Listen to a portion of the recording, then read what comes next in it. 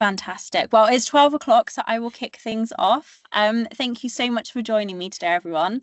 So I'm going to take you through our webinar, which is called Is Your Content the New Fast Fashion? And it's all about how to master the art of repurposing. So before I jump into the actual content, here is an introduction to me.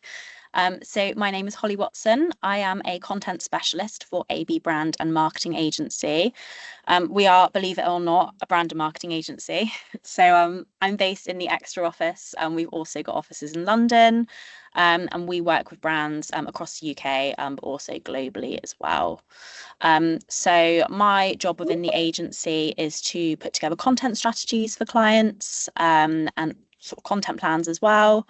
And I also do a lot of the hands-on content creation. So that could be writing blog posts, or producing social media content as well. So yeah, it's lovely to meet you. My background is mainly B2B marketing, so lots of sort of software, tech, and also a bit of recruitment and HR as well. So enough about me. Let's talk about why we're here today. So the problem with content. So thinking of new content ideas that can resonate with your audience can be really, really tough as a marketer. And we all know that creating great content can be incredibly time consuming.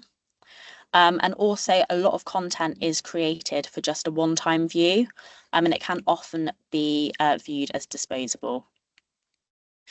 So in today's session, what you will learn is the problem with disposable content and how we can help to overcome it, what content repurposing is, the benefits of repurposing, how you can repurpose different types of content, real-world examples of repurposing in action, and also if we've got time, we'll have a little Q&A session at the end as well. So straight into it, let's talk about fast fashion. So you've probably heard all about fast fashion. You've got lots of fast fashion brands out there who are churning out new collections every single week, selling them at low prices, which can only encourage impulse shopping and one-time wear only. So think of someone, they're going out on a Friday night, they need a new outfit, so they put an order in for next day delivery on a Thursday evening. They wear the outfit once, gets chucked to the back of their wardrobe, and they never think about it again. So fast fashion is often talked about as being really bad for the environment. It contributes to climate change, water pollution, and loads of negative things. And fast fashion industry is actually responsible for up to 10% of carbon emissions and 20% of wastewater worldwide. So the industry has also been criticised for its really poor working conditions. So this is both internationally and in the UK, where sort of fast fashion empires underpay their textile and garment workers to help them achieve selling their clothes at such a low price. So you might ask, what is the correlation between fast fashion and content? Well, disposable content actually works in a really similar way to fast fashion, because it takes a lot of time, effort, and resource to produce, and can often just be shared once and never again. And your content can actually have a really strong environmental impact as well. So if you're under pressure to be churning out fresh content multiple times a day, which many of us are because of the algorithms, you're actually using a lot of energy, which can have an impact on the environment. So one of our favourite examples that we do like to share when it sort of relates to the impact of content on the environment is an example of Cristiano Ronaldo. Ronaldo, obviously like world famous footballer, who's got millions of followers on Instagram. So when he posts on Instagram, a single photo post can actually use as much energy as 10 UK households in 1 year. So I was very, very shocked when I heard this. But it's actually because the further an image travels, the more energy it consumes. So when you're sharing content on your Instagram page or Facebook or whatever, every time someone interacts with that or it's seen, a small amount of energy is used. And it's not just the environmental impact as well. Disposable content can also really affect your business. So it leads to wasted resources in terms of time, money, and effort, missed opportunities for increased audience engagement, and also a lower return on your content efforts. So the big question is, how can we tackle the problem with disposable content? And I'm going to talk to you about a possible solution, which is repurposing. So repurposed content is the act of transforming a piece of existing content into a new format or adapting it for a different platform, audience, or purpose. So, for example, if you had a video, you could transcribe that video and turn those words into an article or a blog post for your website. That is an example of sort of reformatting it, changing its medium, and adapting it. So what repurposed content isn't, though, is cross-posting across different platforms. So I think we've all been guilty of, creating a piece of content for Instagram or Facebook, for example, clicking the button, resharing that directly to the other social media platform on Meta, and then copying and pasting it onto LinkedIn or to X without any changes at all. So repurposing is not a straightforward cut and paste content job. Likewise, it's also not reposting the same asset again and again in the same context. We would always recommend adapting your content to suit the channel that it's being posted on. So this could be by adapting the caption, the format of the content, or the positioning, just depending on what you know about each channel. So there's a number of reasons why you should repurpose content. The first is that it will help you reach a wider audience. So as you might know, everyone digests content differently. So some prefer to watch videos on their phones. Some prefer to listen to a podcast whilst they're doing the washing up. Others like reading long form articles with a cup of tea. And not every member of your target audience is active on every channel. So by repurposing your content across different platforms, it will help you reach a wider audience. The second reason why would be that it's efficient and cost effective. So content costs a lot of time and money to produce, and repurposing your top content can really help you get more from it. This is also really helpful if you're trying to get buy-in from a leadership team for a more sort of time-consuming or costly content project. So, for example, if you're organising a photo shoot or a video shoot, by having sort of a solid content plan where you can talk about all the number of ways that you're going to be sharing it and getting more from it, it will make it a lot more likely that you'll get buy-in for that project. And then finally, it can really help to increase your engagement as well. So when you repurpose your content across different channels, it gives you more opportunities to optimize it for specific algorithms. As marketers, you're probably aware that algorithms chop and change all the time. It's almost impossible to keep up to date with all the updates. But when you're repurposing for different channels, you can really sort of put the algorithm's requirements at the top of your mind when considering what format to repurpose it in. You can also tailor the content more to your audience's needs. And this is particularly important if your audience demographics are slightly different across your channels. And then finally, it also allows you to capitalize on trends to drive further engagement. Again, this is particularly important on things like TikTok, which are really trend driven. So going back to the fast fashion comparison, I'd like you to think of your sort of top performing high quality content as the equivalent to an expensive pair of jeans in your wardrobe. Obviously, if you're spending a decent amount of money on a pair of jeans, you want to get the most wear out of them. So it's likely that you will style them with a blazer for work. You could style them with heels and a top for a night out, or a t-shirt if you're just going on a walk. And I'd really encourage you to think of your high value content in the same way. So you should think of your jeans as your hero content. And then your blazer is how you style your hero content for your social media channels. Your heels are how you dress up for your website. And your t-shirt is how you could communicate it in your email campaigns. So we've talked about why you should repurpose, and now we're going to cover how you can repurpose. So probably the most difficult part is how to actually identify the content you should be repurposing. And when trying to decide this, we would recommend focusing on 3 different types of content. So the first should be your top performing content. The second should be your labour and resource intense content. And the third should be the content that should have performed better than it did. So first up, your top performing content. So this is your chance to really delve back through your analytics. So I'd recommend looking back through your past sort of 6 to 12 months worth of data. And when you're doing this, you should identify any sort of real standout top performing content. So this could be a blog post that has a great page engagement score. any gated content of your website that people have gone crazy for downloading. Could be your top performing YouTube channel, but just make a note as you go through the analytics on each of your platforms and working out what is going to be your best performing. The next category is your labor intense content. So this could be, content that you've had to organize an entire photo or video shoot for.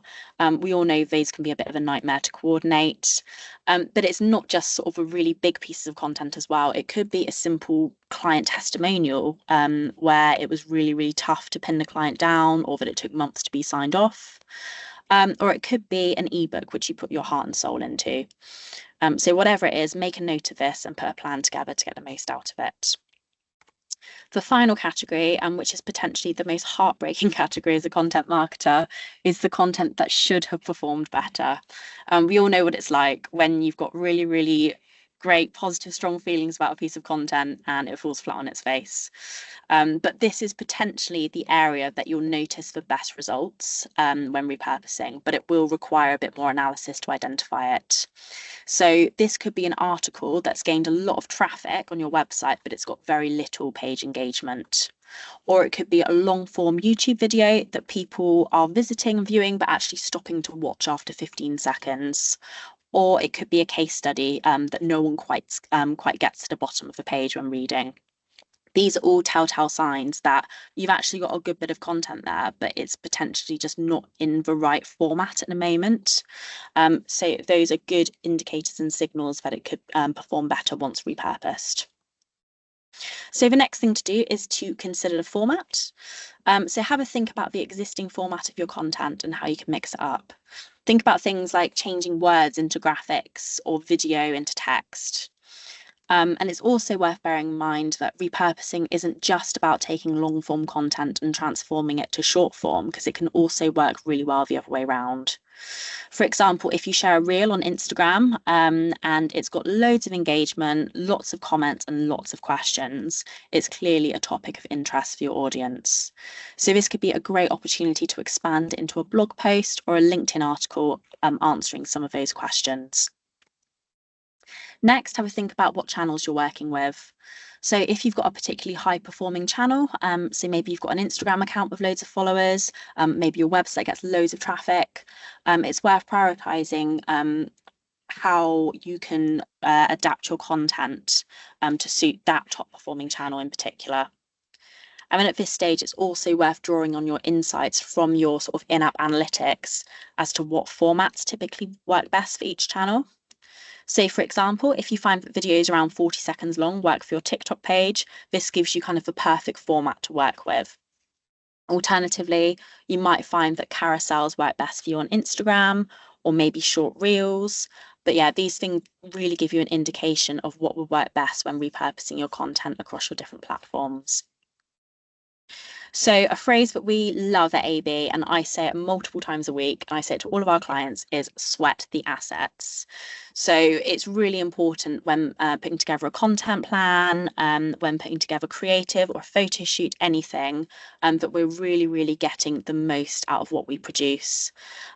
So it's a case of basically getting the most bang for your buck. So I would encourage you to think about that phrase whenever you are putting a content plan together. So let's go into some examples of how we can repurpose content. And I've got a couple of examples here. So the first is a case study. So this is a recent case study that we wrote about our client Florist London. So it's on our website, and I'd say it's a fairly long form piece of text. However, within the case study, we've got some really great stats in there relating to kind of impressions, engagement, e-commerce revenue. So these would be perfect to pull out, and we can put them on some engaging infographics for social media. We've got a lovely client quote in there, which can be taken out of the case study, and we can use that on our website separately. We can use it in pitch decks. We can use it in our social media posts, and we can incorporate it within static and animated graphics for organic and paid ads. We're also really lucky that because we offer multiple services to florists, we can actually sort of focus on different areas of the case study when promoting it. So we can have 4 different angles, one focusing on SEO, one on PPC, one on e-commerce, and one on copywriting. And also we can reshare the case study on different days as well. So for example, International Fragrance Day would be a great day to share it because they are a fragrance brand, or on Valentine's Day, a day where typically people give gifts to their loved ones. Another example is this webinar. So I'm going to try and lead by example, and I'll be repurposing this webinar in lots of different ways. So we could share it as a series of blog posts covering different aspects of what we've discussed today. We could share a series of Instagram reels with some key insights from this session. We could produce a carousel infographic for Instagram featuring top tips and key takeaways from the webinar. We can transcribe the full webinar content and adapt it into a downloadable ebook. We could create a LinkedIn newsletter featuring snippets of the webinar. And we can also upload the full recording of the webinar on YouTube. So these are just a few examples of how we could repurpose this webinar today. And then finally, we'll go into some real world repurposing examples. So the first example is a social media scheduling app called Later. You may or may not be familiar with it, but they are fantastic at repurposing some of their content. And predictably, they're very good at repurposing their content for social. So this is just an example of how they've done this. So they've got an article on their website, a blog post titled "What is Affiliate Marketing?" And to share that on their Instagram account, they have produced a carousel with some of the key takeaways from the article. And it's not just small companies who are repurposing as well. You've got giant enterprises like Netflix. So I've done an example of a recent series launch of Emily in Paris, which is personally a guilty pleasure of mine. So with the new series launch, obviously you've got the new series, which is their hero piece of content, but they've taken stills and short clips from different episodes and used it within their marketing. So on their Instagram channel, they've taken stills of Emily and put them in a grid with the caption, "Which Emily in Paris are you today?" to try and encourage interaction and engagement from their audience. They've done a comparison between season 1 and season 4 Emily. And then on their X account, Netflix always use sort of like very short, sort of like between 1 and 3 second snippets of shows and with some funny captions. And then also on their YouTube channel, they've utilised some B-roll footage and put a bloopers reel together as well. Cool. So the key takeaways from today. So disposable content has an impact on the environment and it can be wasteful in terms of time, money and resources. Repurposing content can help to increase your reach, efficiency and engagement. Always look to your analytics when deciding what content to repurpose. Consider the format of your content and the channels you have to work with. And always remember my favourite catchphrase, sweat the assets. And that's everything. I don't know if anyone's got any questions, but please pop them in the chat. We do have a few minutes left, so I can answer any questions that anyone has.